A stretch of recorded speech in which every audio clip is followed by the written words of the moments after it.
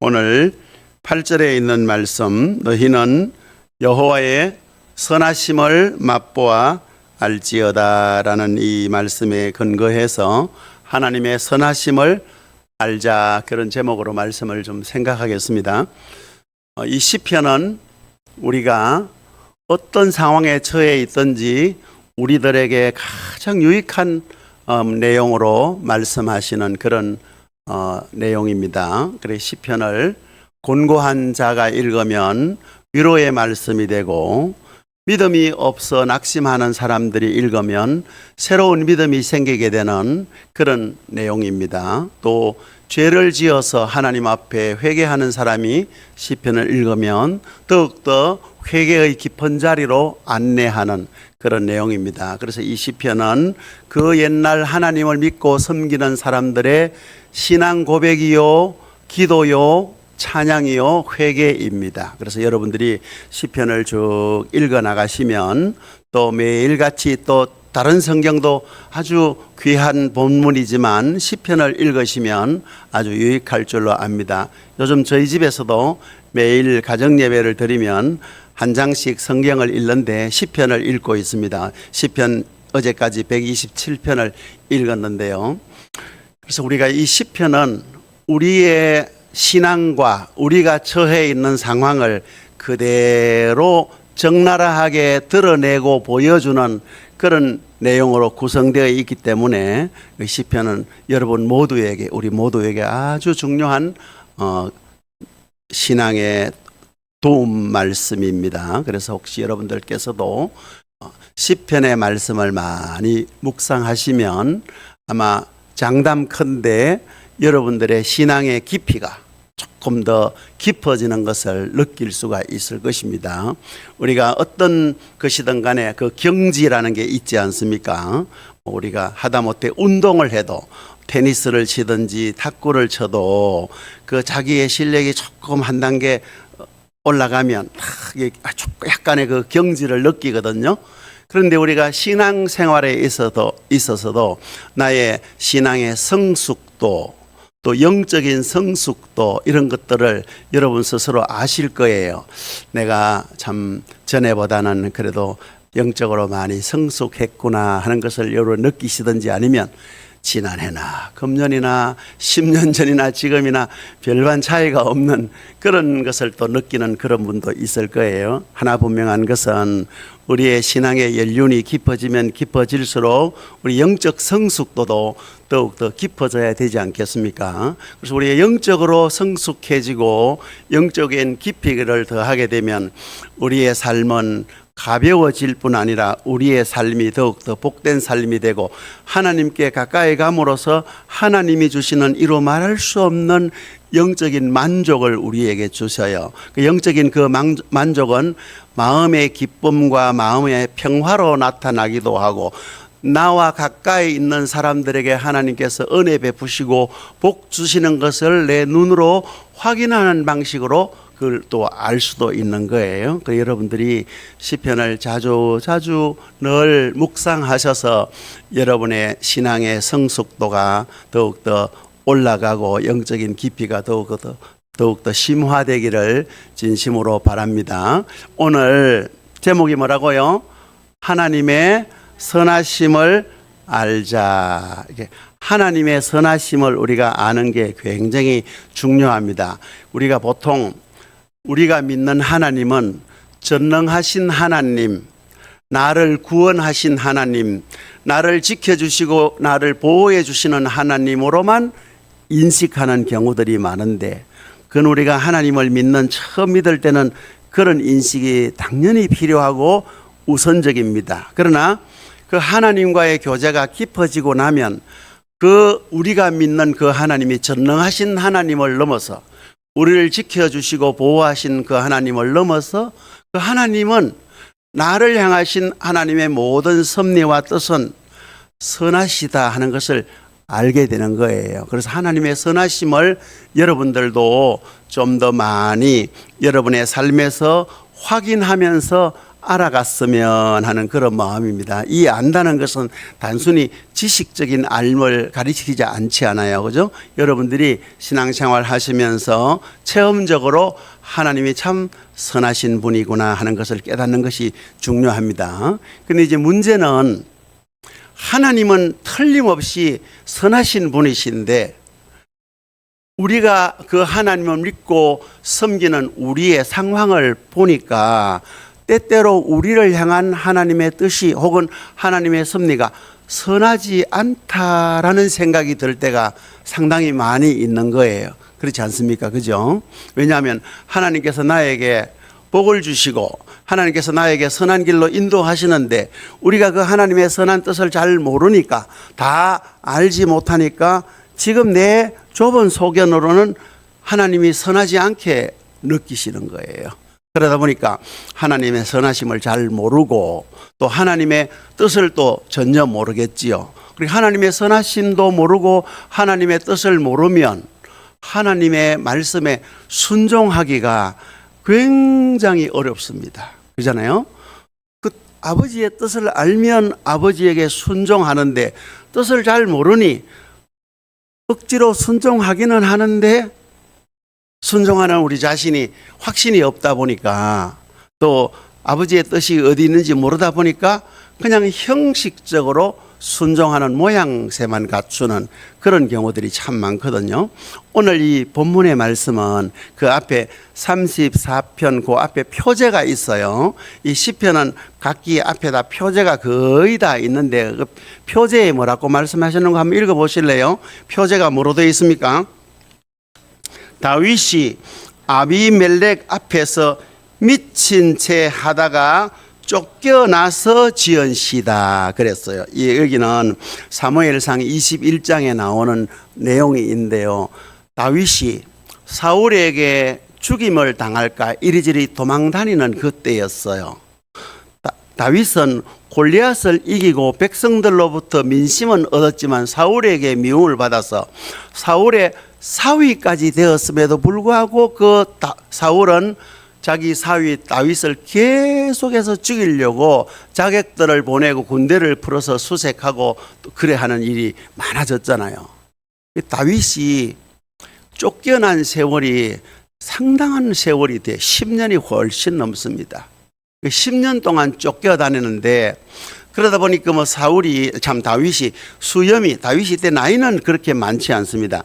17살 정도 되어서 골리앗을 이겼으니까 16, 17이고 한 10년 어간의 도망자 신세가 되었다고 하면 20대 후반 정도 되는 거예요. 다윗이 30살에 나중에 왕이 되거든요. 왕위에 오르는데 한 13, 14년 정도를 쫓겨다니는데요. 20대 후반의 다윗이지만 이게 20대 후반이지만 그 당시 유대인들이 수염을 많이 기르기도 했거니와 다윗이 쫓겨다니다 보니까 수염을 깎을 별로 이렇게 여유가 없었을 거 아니에요.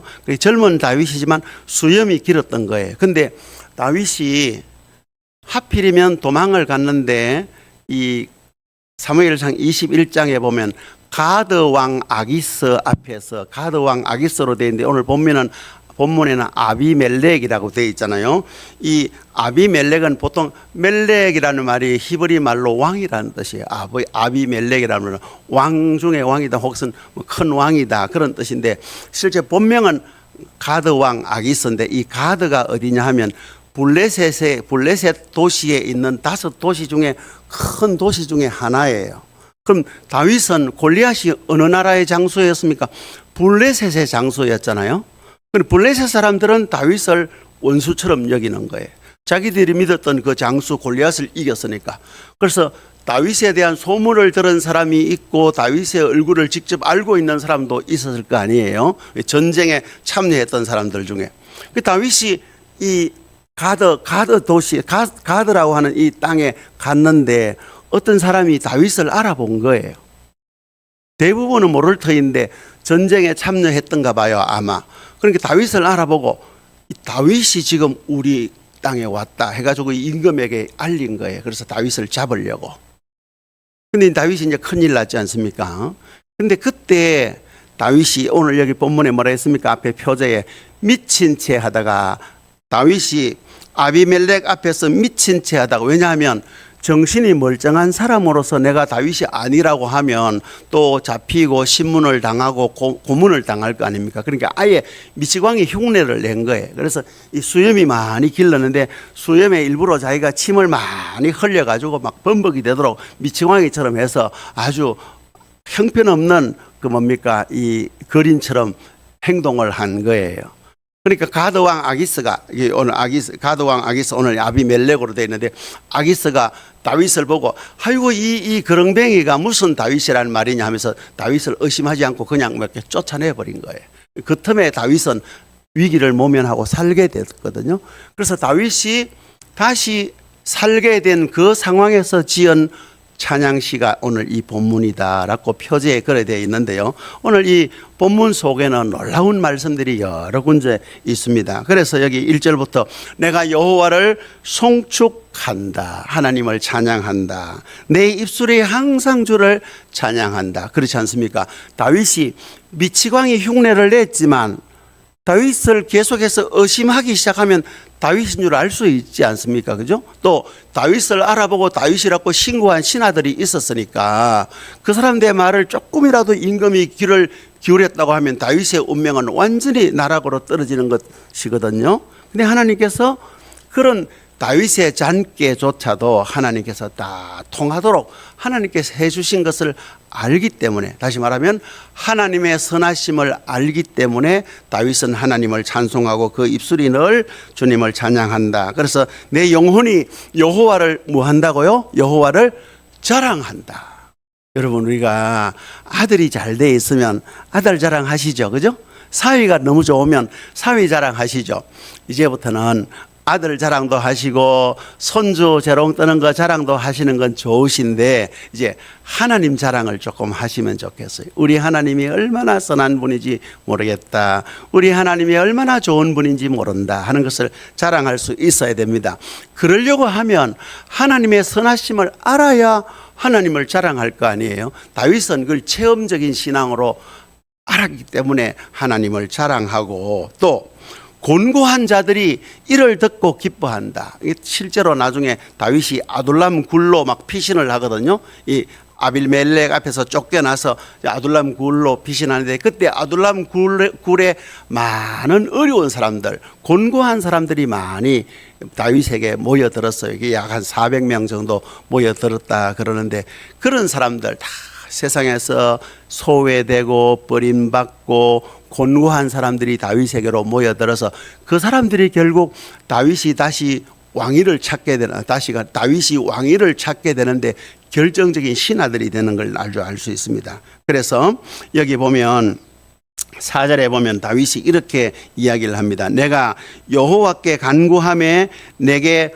응답하시고, 아마 다윗이 미치광이 흉내를 낼 때 기도하면서 했을 것 같아요. 기도하면서 충분히 그 흉내를 냈을 거 아니에요. 그냥 자기 잔꾀로 한 건 아닌 것 같아요. 내가 여호와께 간구하매, 이 말은 자기가 미치광이 흉내를 내면서 제발 내가 하는 이 행동이 임금에게 통해야 되는데 라는 그런 간절한 마음이 있었을 거 아니에요. 만약에 통하지 않았다고 하면 다윗은 모든 블레셋 사람들이 보는 앞에서 참수를 당했을 거예요. 그렇지 않겠습니까? 그죠? 그래서 그런데 내가 하나님께 간구하며 내게 응답하시고, 그 다음에 뭐라 그랬습니까? 내 모든 두려움에서 나를 건지셨도다. 다윗이 얼마나 두려워했을까요? 그죠? 우리는 오늘 너무 좋은 환경에 살다 보니까 두려움이 별로 없지요. 참 다윗이 살던 그 시대는 다윗이 정말로 생존의 위협을 늘 느끼고 살았지 않습니까? 사울이 자기를 추격해오고 자객들을 계속해서 보냅니다.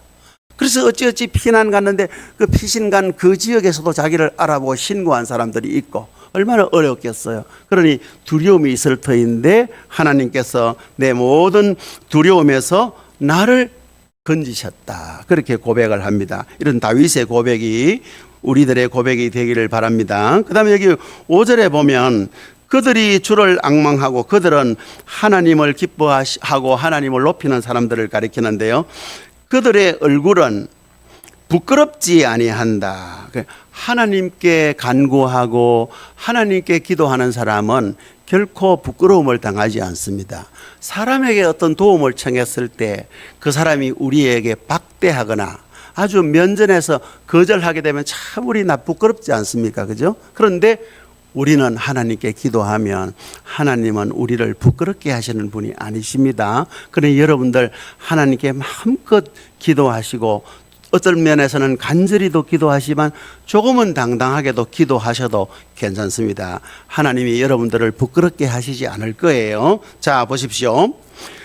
그들의 얼굴은 부끄럽지 아니하리로다. 이 곤고한 자가 부르짖음에 다윗은 자신을 곤고한 자라 그렇게 지칭했고, 하나님께 부르짖으니까 여호와께서 들으시고 그의 모든 환난에서 구원하셨다. 하나님께 부르짖으면 하나님께서는 우리를 건지시고 우리를 환난에서 구원하시고, 또 8절에 오늘 드리고자 하는 핵심의 말씀입니다. 너희는, 그래서 다윗은 모든 하나님을 믿는 모든 사람들에게 여호와의 선하심을 맛보아 알지어다. 하나님의 선하심을 좀 맛본다는 게 체험한다. 자기가 살면서 실제로 체험한다. 그런 뜻 아니겠습니까? 그죠? 우리도 때때로 하나님의 선하심을 알지 못해서 하나님이 선하신 분이 아닌가 의심할 때도 많지만, 결국은 하나님의 선하심을 우리에게 드러내시기 때문에 내가 하나님의 선하심을 맛보게 되고, 그래서 그걸 알게 되는 것이거든요. 그래서 결코 하나님을 찾는 자에게는 하나님 자신이 자신의 선하심을 드러내시는 분입니다. 단지 우리가 생각하는 시간과 하나님의 시간표가 조금 차이가 있을 뿐인데 우리는 그 시간을 잘 견디지 못해요. 그래서 우리가 신앙생활에 있어서는 그 하나님의 때를 잘 인내하는 그런 훈련이 필요합니다. 하나님 말고 사람을 찾아가도 시간이 걸릴 때가 얼마나 많습니까? 그죠? 시간 걸립니다. 그러나 하나님을 찾아가면 시간이 우리가 생각하는 때와 하나님의 때가 맞으면 즉시 응답이 되겠거니와, 혹 그렇지 않더라도 하나님의 때에 하나님의 방법으로 응답해 주시는데 그 모든 하나님의 때와 하나님의 방법은 선하신 방법이다 하는 거예요. 그런 면에서 우리는 하나님의 선하심을 맛보아 알아야 되고, 그 다음에 그에게 피하는 자는 복이 있도다. 하나님께 피한다는 말은 하나님을 의지한다. 하나님 외에 나의 피난처가 없다. 그런 뜻 아니겠습니까? 제가 조금 전에 419장 우리 찬송을 불렀는데, 저도 한 몇 해 전에 건강이 좋지 않을 때 이게 잘 이렇게 좀 이렇게 걷는데 이렇게 많이 못 걸었어요. 한 4,000보 정도 걸으니까 숨도 차고 숨이 가빠서 힘들더군요. 그래서 이제 밤에 저녁에 제가 두류산 공원 있죠. 두류공원 이렇게 밤에 중간에 이렇게 둘레길이 있어요. 큰 길 말고 산 중턱에다 가면 산 허리를 이렇게 도는 그런 오솔길 따라 한 바퀴 돌면 한 4,000보 돼요. 그리고 한 바퀴 돌고 오면 되는데 그것도 숨차더군요. 근데 이제 그날은 더 또 힘이 들어서 저녁인데 캄캄하고 아무도 없었거든요. 그래서 왜 요즘 왜 전화기에 보면 이게 후레쉬 기능이 있지 않습니까? 그걸 앞으로 이제 이렇게 켜고 이렇게 한 바퀴 이렇게 돌면 밤에는 거의 없었어요. 근데 그냥 제 기억으로는 굉장히 날씨가 추웠습니다. 겨울이었던 것 같은데, 그때 이제 이 전화기에 주 날개 및 이 찬송을 조그만하게 켜고 다른 사람에게, 사람이 거의 없었습니다. 한 바퀴 돌아도 만나는 사람이 없는데, 그걸 듣는데 나중에 제가 이제 기운이 없어가지고 이게 난간 같은데 이제 기대에 앉았거든요. 기대에 앉아서 이 찬송을 듣는데, 주 날개 밑 나의 피난처 되니 거기서 쉬기를 원하노라. 이 찬송을 듣는데 제 마음에 여기서 그대로 참 하나님이 불러가시면 좋겠다. 정말로 제 진심으로 그런 생각이 들더군요. 그러니까 집에 와서 그 이야기를 하니까 아내가 막 얼굴이 막 놀래가지고 저는 실제로 그랬습니다. 그 찬송을 듣는데 야 진짜 하나님이 나의 피난처 되시고 지금 또 몸도 약해졌고 그래서 지금 하나님께서 이대로 불러가시면 정말로 좋겠다 그런 생각을 했어요. 그리고 그 경험 이후로 죽음에 대한 두려움을 많이 이겼어요. 이제 죽음에 대한 두려움이 거의 없어지더군요. 그래도 뭐 사람은 약하니까 죽음에 대한 근본적인 두려움은 왜 없겠습니까마는 저는 죽음 뒤에 있을 하나님의 생명 세계를 믿는 사람이기 때문에 죽음보다도 죽음 뒤에 있을 하나님의 놀라운 구원 생명 그것을 소망하는 사람입니다. 그래서 상대적으로 다른 사람에 비해서 죽음에 대해서는 두려움이 거의 없습니다. 중요한 것은 하나님이 우리의 피난처가 되신다. 세상에 돈과 명예와 권력과 사람과 재물과 이런 것들을 우리가 피난처로 삼을 도구들이 많은데 진정한 우리의 피난처는 주님 아니십니까? 그래서 여러분들도 주님을 진정한 피난처로 삼으시기 바랍니다. 왜냐하면 그에게 피하는 자는 복이 있도다 그렇게 고백했습니다. 그 다음에 9절에 너희 성도들아 여호와를 경외하라. 그를 경외하는 자에게는 무엇이 없다고요?